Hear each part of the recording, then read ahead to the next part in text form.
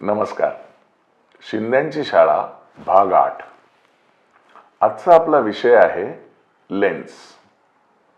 फोटोग्राफीमध्ये कॅमेरा नंतर किंवा आपण असं म्हणूया कॅमेरा एवढंच जर काही इम्पॉर्टंट असेल तर ते आहे लेन्स. जसं आपल्या आयुष्यामध्ये आपल्या डोळ्याला अतिशय महत्त्व आहे, तसंच तितकंच महत्त्व आपल्या फोटोग्राफीमध्ये आपल्या लेन्सला आहे.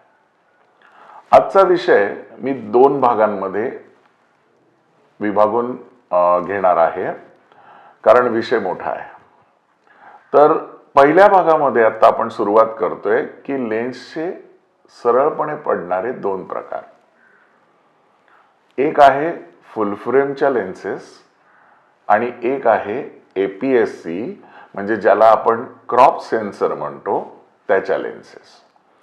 आता या दोन्ही प्रकारच्या लेन्सेसचा फरक कशामुळे आलाय, तर कॅमेरामध्ये जो सेन्सर वापरलेला आहे त्याच्या साईज प्रमाणे लेन्स बनवल्यामुळे ह्या 2 प्रकार निर्माण झाले. ज्याला आपण फुल फ्रेम कॅमेरा म्हणतो त्याच्यामधली जी सेन्सरची साईज आहे ती आहे 24x36 मिलीमीटर. म्हणजे पूर्वीच्या काळी जी निगेटिव्हची साईज होती एका रोल मधल्या, ती साईज, त्याला आपण म्हणतो फुल फ्रेम. पण कंपनीच्या लक्षात येत गेलं की प्रत्येक माणसाला ही फुल फ्रेम कॅमेराची किंवा फुल फ्रेम सेन्सरची गरज आहेच असं नाही. त्यामुळे त्याच्यापेक्षा लहान लहान लहान सेन्सर करत प्रत्येक कंपनीने स्वतःचा प्रोडक्ट बनवला. त्याच्यामधनंच प्रत्येक कंपनीने स्वतःचा एक दुसरा सेन्सर बनवला ज्याची साईज आहे 16x24, ज्याला त्यांनी नाव दिलं APS-C सेन्सर, आणि आपण कॉमनली म्हणतो क्रॉप सेन्सर. आता बघा, आपल्या सगळ्यांकडेच एक कॅमेरा आहे आणि तो आहे आपला मोबाईल. आता या मोबाईलमध्ये पण सेन्सरच आहे, पण त्याची साईज किती आहे, या आपल्या करंगळीच्या नखा एवढी, 2 मिलीमीटर बाय 2 मिलीमीटर. पण आपण सगळ्यात जास्त फोटो त्याच्यावरच काढतो. का? तर आपला त्याचा जो पर्पज आहे तो काय आहे की कोणाला तरी पाठवायला, रेकॉर्ड ठेवायला. मग त्याच्यासाठी जे रिझोल्युशन लागतं ते आपल्याला 2 मिलीमीटर बाय 2 मिलीमीटर मध्ये सहज मिळतं. शक्यतो आपण मोबाईलचे फोटो प्रिंट करायला जात नाही, गेलो तरी खूप मोठे त्यातनं होत नाही. तसंच कंपनीच्या लक्षात आलं की जेव्हा आपण वेगवेगळे फोटोग्राफीचे प्रकार म्हणतो तर सर्वसाधारणपणे जी नॉर्मल फोटोग्राफी आहे, वेडिंग फोटोग्राफी किंवा function photography, wild life photography, तर ह्यामध्ये अगदी पूर्ण सेन्सर FX असायची प्रत्येक वेळेला गरज नाही. म्हणून जो छोटा सेन्सर बनवला गेला तो पण खूप कॉमनली यूज होतो. तर या दोन्ही प्रकारसाठी कंपनी 2 वेगवेगळ्या प्रकारच्या लेन्सेस बनवते आणि त्याप्रमाणे ते आपल्याला आयडेंटिफाय करून देते. आता निकॉनमध्ये ज्या लेन्सेस फुल फ्रेमसाठी आहेत त्याच्यावर लिहिलेलं असतं FX. कॅनन ज्या लेन्सेस फुल फ्रेमसाठी बनवतं त्याच्यावर लिहिलेलं असतं EF. आणि ज्या लेन्सेस क्रॉप सेन्सरसाठी बनवतं त्याच्यावर लिहिलेलं असतं EFS. ह्या प्रकारे कंपनी आपल्याला लेन्सवर एक मार्क टाकून देते, ज्यातनं आपल्याला पटकन कळतं की ही लेन्स कुठल्या प्रकारच्या सेन्सरसाठी बनवलेली आहे. पण मित्रांनो, एक गोष्ट लक्षात ठेवा की ज्या लेन्सेस फुल फ्रेमसाठी बनवल्या आहेत त्या शक्यतो क्रॉपवर वापरू नका, आणि ज्या लेन्सेस क्रॉपसाठी बनवल्या आहेत त्या शक्यतो फुल फ्रेमसाठी वापरू नका.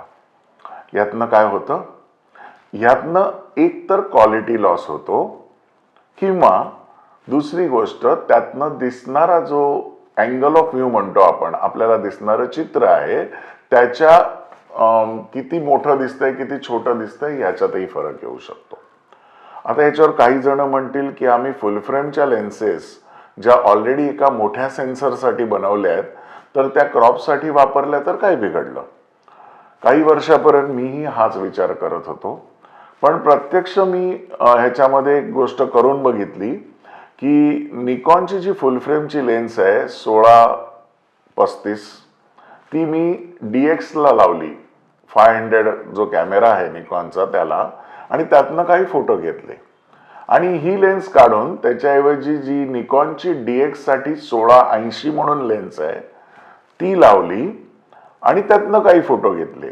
आणि हे दोन्ही फोटो जर मी झूम करून बघितले तर फुल फ्रेम साठी जी लेन्स बनवलेली होती 1635 त्यातनं काढलेल्या फोटोमध्ये झूम केल्यावर पिक्सल जास्त दिसले. म्हणजे तो फोटो थोडासा फाटल्यासारखा झाला. आणि ते जे त्याच्यासाठी लेन्स बनवली आहे DX to DX 1680 त्यातनं ती क्वालिटी अतिशय उत्कृष्ट राहिली. त्यामुळे हे मी प्रॅक्टिकली करून बघितले, तर ह्यापुढे आपण ही गोष्ट फॉलो करूया. अजून एक गोष्ट मित्रांनो, की नुसतं छायाचित्र बघून जगातला कुठलाही माणूस ते फुल फ्रेमनी काढलंय का क्रॉप सेन्सरनी काढलंय हे ओळखू शकत नाही.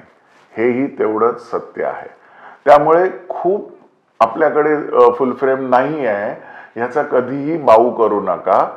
तुमचा पर्पज DXनी पण सॉल्व्ह होण्यासारखा आहे जर त्याला अतिशय परफेक्ट लेन्सची जोड मिळाली तर.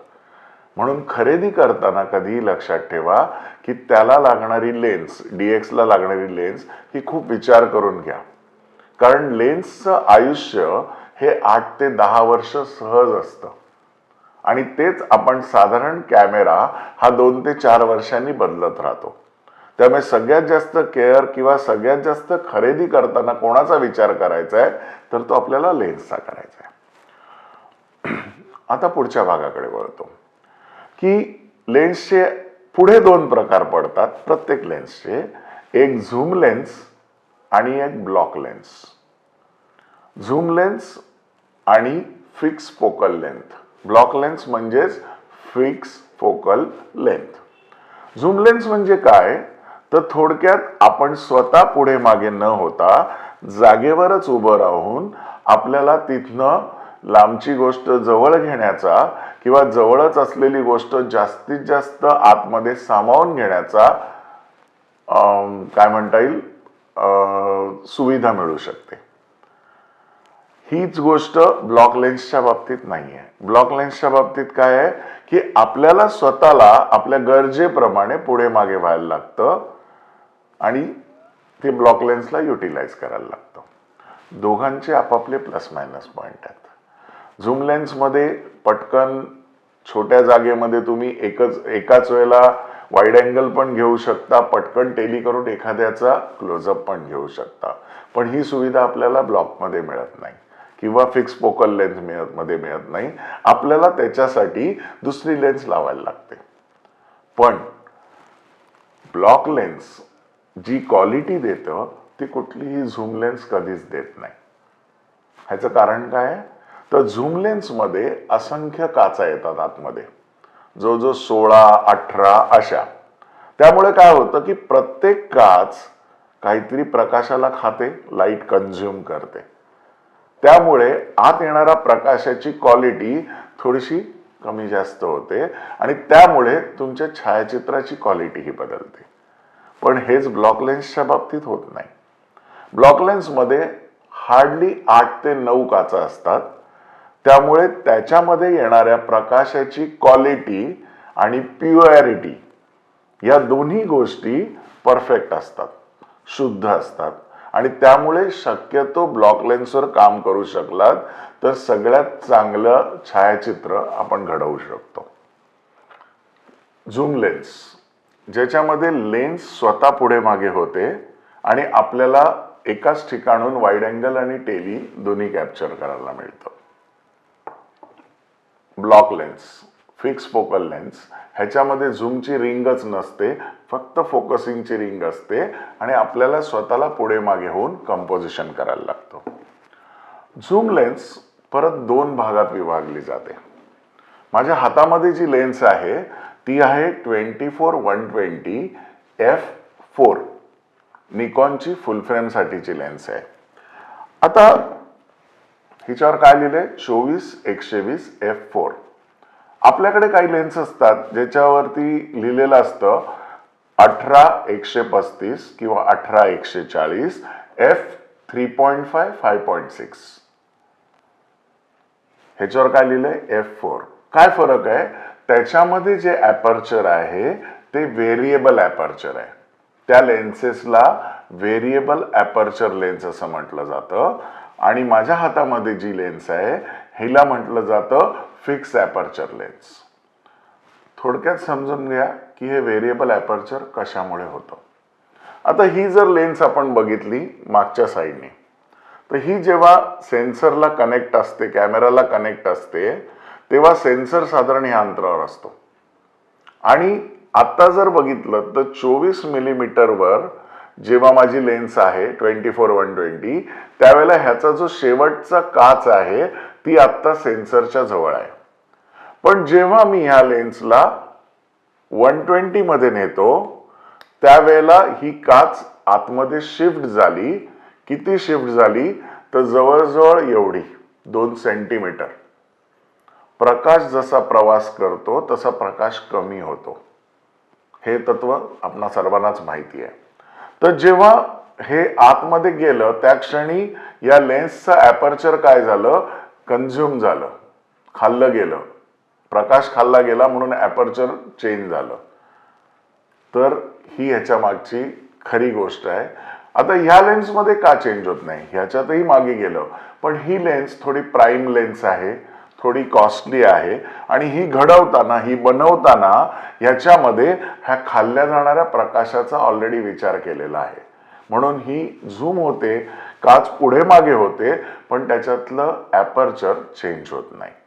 तर खरेदी करताना ही गोष्ट आपण ध्यानात घ्यायला हवी की आपण जी लेन्स खरेदी करतोय ती व्हेरिएबल ॲपर्चर आहे का फिक्स ॲपर्चर आहे.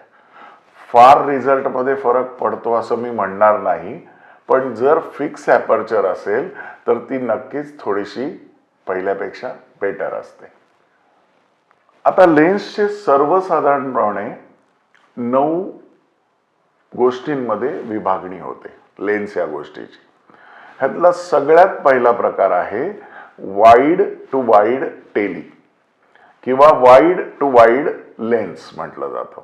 आता वाईड टू वाईड लेन्स म्हणजे काय, तर 50च्या खाली असलेली फोकल लेंथ. 50ला आपण काय म्हणतो, नॉर्मल. जर तुमची लेन्स 50च्या खाली असेल तर तिला काय म्हटलं जातं, वाईड टू वाईड लेन्स. ह्याचं DX मधलं उदाहरण म्हणजे 10-14, 10-16. फुल फ्रेम मध्ये जर उदाहरण घ्यायचं झालं तर 16-35, 17-40. ह्या लेन्सनी शक्यतो आपण काय शूट करू शकतो, तर एखादा छान निसर्ग दृश्य शूट करू शकतो, हॉलचं इंटिरियर, हॉलचं एक्सटिरियर, एखाद्या बिल्डिंग, असं जे तुम्हाला लार्जर दॅन लाईफ दाखवायचंय अशा गोष्टीसाठी या लेन्सचा वापर होतो. वेडिंग फील्डमध्ये आपल्याला कुठे जास्त उपयोगी पडते, हॉलचं शूट करायला तर आलंच, पण काही ड्रॅमॅटिक शॉट घेता येतात कपल्सचे, किंवा एखाद्या छोट्या जागेमध्ये जर विधी चालू असतील तर तिथे आपल्याला आपली ही सगळ्यात जास्त वाईड वापरूनही ते अख्खेच्या अख्खे फोटो आपल्याला कॅप्चर करता येतात. त्यामुळे ही लेन्स आपल्याकडे एखादी असावी, काहीच हरकत नाही, त्याची आपल्याला नक्कीच मदत होते. दुसरी कॅटेगरी आहे wide to medium tele. Wide to medium tele lens, ह्याचं उदाहरण द्यायचं झालं तर DX मध्ये, छोट्या सेन्सरमध्ये 17-55 किंवा 18-35. आता 17-55 म्हणायला ते 50च्याच खाली असं वाटेल आपल्याला, पण नाही. आता आपला सेन्सर काय आहे, DX म्हणजे क्रॉप आहे, म्हणून आपल्याला 17चे किती मिळतात, साधारण 28, आणि जे 55 आहे त्याचे आपल्याला साधारण 75 ते 80 ची फोकल लेंथ मिळते. तर ही काय झाली, मीडियम टेली झाली, म्हणजे खूप टेली पण नाही आणि खूप वाईड पण नाही. ह्या लेन्सेस अतिशय उत्कृष्ट समजल्या जातात आणि एक जनरल फोटोग्राफी करणारा एखादा सिरियस हॉबियस्ट असेल किंवा वेडिंग फोटोग्राफर, फंक्शन फोटोग्राफर असेल, त्यासाठी सगळ्यात आयडियल लेन्स कुठली आहे तर ही आहे. फुल फ्रेम मध्ये 24-70 किंवा 24-85. या लेन्समध्ये त्याचे सगळे विधी होतात, ग्रुप फोटो होतात, या दोन्ही गोष्टी, आणि विदाउट लुझिंग एनी क्वालिटी. तर ही लेन्स अतिशय चांगली होते. आपलं 80% काम ह्याच्यावरती होऊन जातं. तर ही तर आपण कॅमेरा घेतानाच त्याच्याबरोबर घेतली गेली पाहिजे. तिसरा प्रकार आहे wide to tele lens. DX मध्ये 18-70 म्हणजे 27-105 ही फोकल लेंथ मिळते, किंवा 16-80 म्हणजे 24-120 ही फोकल लेंथ मिळते. FX मध्ये कॅननची 24-105 आणि निकॉनची 24-120. तर ही लेन्स अतिशय बहुगुणी लेन्स आहे की जर आपण अख्खं फंक्शन जर एकटे शूट करत असू आणि आपल्याकडे लेन्स बदलायला फारसा वेळ नाही आहे आणि आपल्याला विधी, ग्रुप, पोर्ट्रेट हे सगळं जर करायचं आहे, तर ही एकच लेन्स सर्व गोष्टीला पुरून उरते. ही एक लेन्स आपल्याला एव्हरीथिंग डिलिव्हर करते. तर अशी ही व्हर्सटाईल आणि बहुगुणी लेन्स आहे. फक्त याच्यामध्ये एक आहे की हिचं ॲपर्चर f4 आहे. काही हरकत नाही. बघा, आपण विधी वगैरे ह्या सगळ्यासाठी ही पुरण्यासारखी गोष्ट आहे. जर 24-70 आपल्याला झेपण्यासारखी नसेल, कारण किंमत लाखाच्या पुढे आहे, तर ही आपल्याला कॅमेरा बरोबर जी किट लेन्स म्हणून येतात फुल फ्रेम बरोबर, तर ह्या लेन्सेस वापरण्यासारखे आहेत. ह्याच्यात काहीच वावगं नाही. आता पुढच्या भागाकडे येऊया. चौथा प्रकार टेली टू टेली लेन्स. नावातच आहे टेली टू टेली. ॲक्च्युली हा शब्द आहे टेलीफोटो, पण आपण शॉर्टकटमध्ये टेली टू टेली लेन्स म्हणूया. तर DX मध्ये ज्या टेली लेन्स आहेत त्या आहेत 55-250, 55-250 किंवा 50-150, 50-150. फुल फ्रेम मध्ये हीच लेन्स आहे 70-200 किंवा 70-300.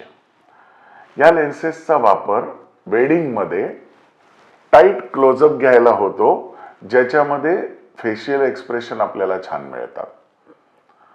दुसरी गोष्ट, प्री वेडिंगमध्ये बॅकग्राऊंड आउट करणं, ज्याला आपण बोके म्हणतो, तो अतिशय उत्कृष्ट मिळतो या लेन्सनी, कारण ह्याची फोकल लेंथ जास्त आहे. आणि काही ह्याच्यात हिला स्पोर्ट्स लेन्स असंही म्हटलं जातं, कारण छोट्या मैदानावरचे जे खेळ आहेत ते आपल्याला मैदानाच्या बाहेर बसून ह्याच्यावर आरामात कॅप्चर करता येतात. तर अशी ही lens tele to tele lens. पाचवी लेन्स आहे ट्रॅव्हल लेन्स, किंवा जिला सुपर झूम म्हटलं जातं. आजही माझे काही फोटोग्राफर लग्नामध्ये या लेन्सेस वापरतात, कारण त्यांना अजून कल्पना नाही आहे की ही लेन्स कशासाठी बनली आहे आणि ह्यात आपला काय लॉस आहे. ह्या लेन्सची फोकल लेंथ आहे DX मध्ये 18-200 किंवा 16-300. म्हणजे 18चे त्यांना 28 मिळतात आणि 200चे त्यांना 300 मिळतात. 16चे त्यांना 24 मिळतात आणि 300चे त्यांना 450 मिळतात. हेच FX मध्ये आहे 28-200 किंवा 28-300. पण जेव्हा एवढ्या काचा त्या लेन्समध्ये आल्या, तर तुम्हाला क्वालिटी काय मिळणार? ह्याचं ॲपर्चर मोस्टली 6.3 वगैरे असतं. त्यामुळे शक्यतो या लेन्स वेडिंगसाठी वापरल्या जाऊ नयेत, ज्यातनं आपला क्वालिटी लॉस होतो आणि ISO परफॉर्मन्स पण प्रॉब्लेम देतो. ही लेन्स ट्रॅव्हल लेन्स म्हणून जास्त फेमस आहे की आपण प्रवासाला निघालोय आणि आपल्याला आपल्या 3-4 महागातल्या लेन्स घेऊन फिरायचं नाहीये, पण तरीही आपल्याला एक छान फोकल लेंथ हवी आहे पटकन काम करण्यासारखी, तर या लेन्स बनवलेल्या आहेत. त्यामुळे या लेन्सचं जे कन्स्ट्रक्शन असतं ते खूप काही ग्रेट नसतं. आपण काय रोज फिरायला जात नाही, सो वर्षातनं 6 ते 10 वेळा वापरायची गोष्ट अशा पद्धतीने या बनवलेल्या असतात.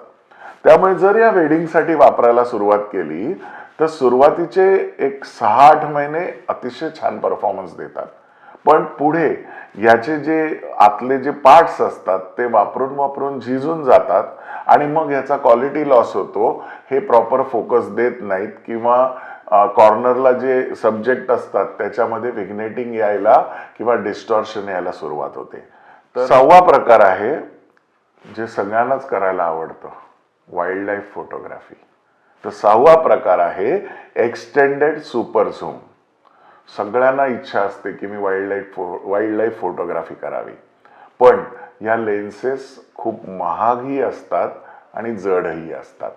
ह्याची फोकल लेंथ काय असते तर साधारण 150-600, 150-600, 100-400, 200-500 एवढी मोठी फोकल लेंथ असते. ॲपर्चर असतं साधारण 4, 5.6, 8, 11 असं. त्यामुळे शक्यतो याला इनडोअरला वापरणं तेवढं शक्य होत नाही. वाईल्ड लाईफमध्ये बऱ्यापैकी डेलाईट असतो, दिवसाचा प्रकाश असतो आणि त्यामुळे आपण ह्याच्या ॲपर्चरला ॲडजस्ट होऊन आपण वापरू शकतो. पण फॉरेनमध्ये किंवा आपल्याकडे पण फॅशन फोटोग्राफीसाठी याचा उपयोग होतो. काय उपयोग होतो तर बघा, फॅशन फोटोग्राफीमध्ये बॅकग्राऊंड ब्लर झालेली अजून छान दिसते. मग आपल्याकडे ज्या 70-200च्या लेन्स आहेत ह्याच्यावर जर आपण फुल फिगर काढली तर बॅकग्राऊंड तेवढी ब्लर होत नाही जेवढी आपल्याला अपेक्षित असते. मग अशा वेळेला जर 100-400ची लेन्स 200-500च्या लेन्सवर जर टेली एंडला म्हणजे 500 किंवा 400ला तोच कपल फोटो किंवा तोच फॅशन फोटो जर काढला तर त्याची बॅकग्राऊंड तुम्हाला अतिशय छान मिळते. 7वा भाग आहे ज्याचा मी सुरुवातीलाच उल्लेख केला, fix focal length. Zoom lens झाली, झूम लेन्सचे सगळे प्रकार संपले. आता fix focal length. Fix focal लेंथमध्ये DX मध्ये फारसं ऑप्शन नाही आहे. 35, 30, 23, 56 एवढीच ऑप्शन आहेत. 35चे आपल्याला किती मिळणार 52, 30चे किती मिळणार 45, 23चे किती मिळणार 35 आणि 56चे किती मिळणार 85. पण ह्याच्या पुढची रेंज शक्यतो मी DX मध्ये फारशी बघितलेली नाही. पण FX मध्ये भरपूर व्हरायटी आहे. 16, 14, 20, 24, 35, 50, 100, 135, 180, 200 एवढं व्हेरिएशन आहे. सो तुमचं जे काम आहे त्या कामाला जर क्वालिटी द्यायची असेल तर तुम्हाला ब्लॉक लेन्स शिवाय पर्याय नाही आणि ह्या ब्लॉक लेन्स इझिली आपल्याकडे अवेलेबल आहेत. आता 8वा भाग. 8वी गोष्ट आहे मायक्रो लेन्स. आपण म्हणताना जरी मायक्रो म्हटलं तरी ह्या मायक्रो असत नाहीत, ह्या मॅक्रो असतात. ह्याचं स्पेलिंग आहे MACRO, मॅक्रो. आपण पटकन मायक्रो म्हणतो, पण मायक्रो फोटोग्राफी कुठली जी आपण शाळेत असताना मायक्रोस्कोपच्या खाली बघितलेली आपल्या प्रयोगशाळेमध्ये ती मायक्रो फोटोग्राफी. किंवा त्याचे जर फोटो काढले म्हणजे एखाद्या ब्लडचं डिसेक्शन किंवा ह्याचं कांद्याचं डिसेक्शन तर ती मायक्रो फोटोग्राफी. पण आपल्या लेन्सने आपण जी करतो तिला आपण म्हणतो मायक्रो, पण ते असतं मॅक्रो फोटोग्राफी. ह्याच्यामध्ये DX मध्ये काय अवेलेबल आहे तर 40, 60 आणि 85 या फोकल लेंथ अवेलेबल आहेत आणि फुल फ्रेम मध्ये 60, 90, 100, 105, 200 एवढे अवेलेबल आहेत.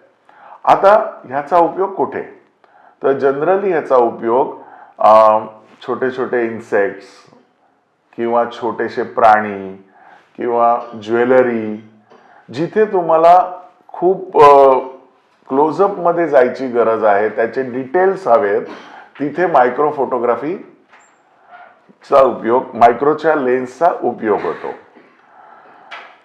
पण ह्यातल्या काही लेन्स पोर्ट्रेटलाही खूप उपयोगी पडतात.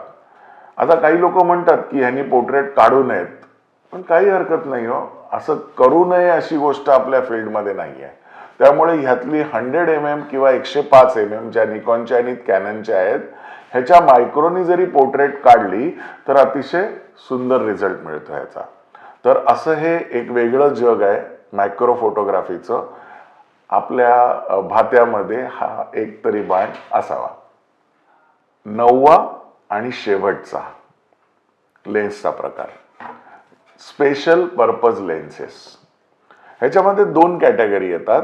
एकाला आपण म्हणूया फिश आय, म्हणजे जसं माशाचा डोळा बघतो एखादी गोष्ट 360 डिग्री जवळजवळ तसं यातनं दिसतं. वेडिंग फोटोग्राफरच्या खूप उपयोगाची गोष्ट आहे अशी नाही, कारण ह्या लेन्सनी जर फोटो काढला तर प्रचंड डिस्टॉर्शन येतं. पण कधी कधी डिस्टॉर्शन पण छान वाटतं. मुळात डिस्टॉर्शन ही गोष्ट आपल्याला कळते, आपल्या कस्टमरला कळतेच असं नाही. त्यामुळे त्यांना ते बघायला खूप अप्रूप वाटतं आणि कधी कधी ह्याच्यावरती पण तुम्हाला ऑर्डर मिळू शकते किंवा तुम्हाला डिमांड होऊ शकते की असा फोटो आमच्या अल्बममध्ये हवा. म्हणून सगळ्या लेन्सेस घेऊन झाल्यानंतर जर कधी काही खर्च करावासा वाटला तर ही फिशआय लेन्स आपल्याकडे असली पाहिजे. अख्ख्या लग्नामध्ये हार्डली 3 ते 5 फोटो आपण ह्यांनी काढून ते विकू शकतो. दुसरी लेन्स आहे ज्याला म्हणतात PC lens, perspective correction lens.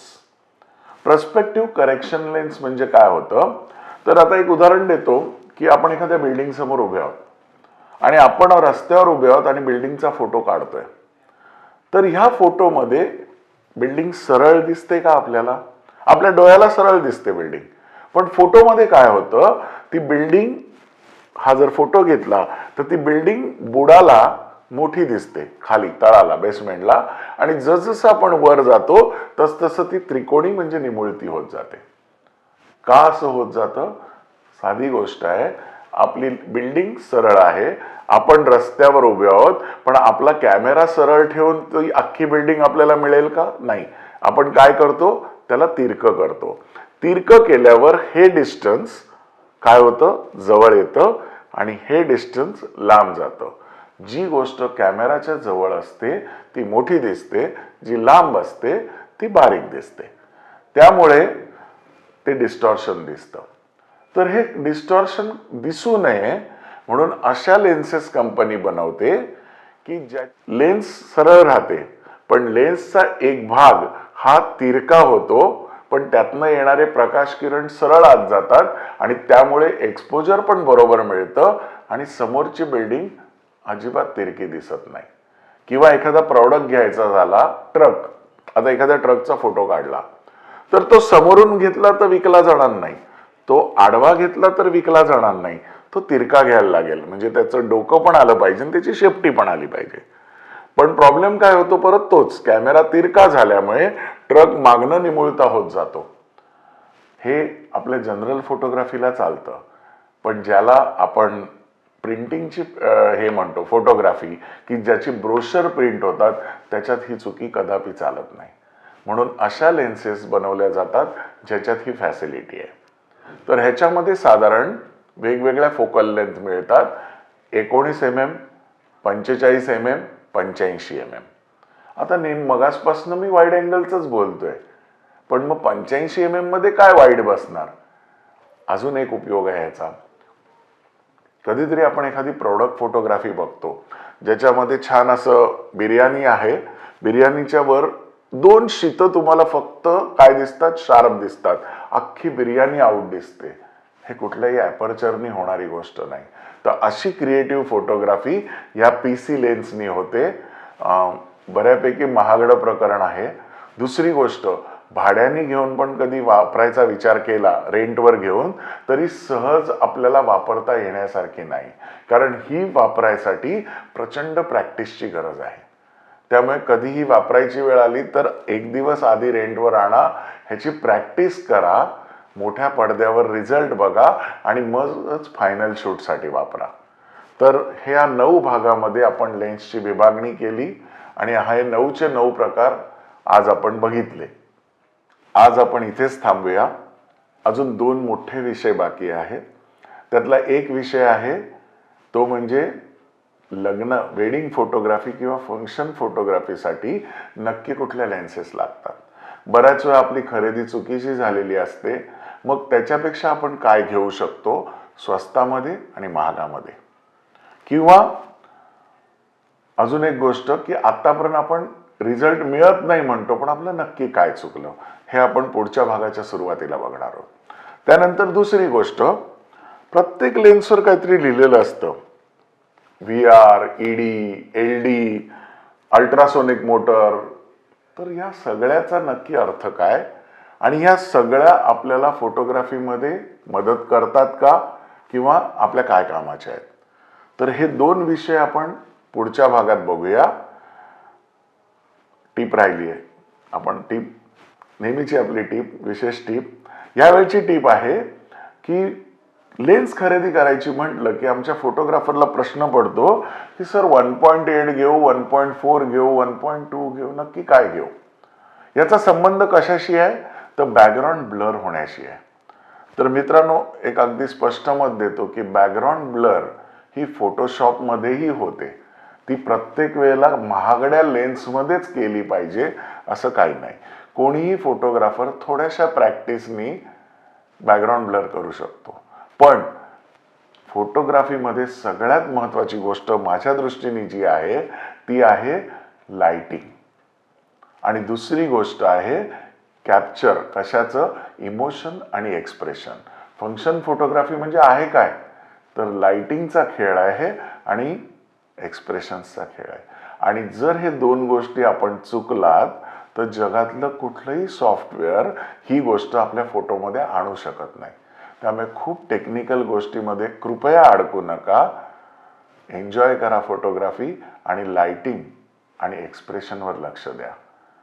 पुढच्या भागात भेटूया. तोपर्यंत सुरक्षित राहा. माझा आपणाला सगळ्यांना नमस्कार.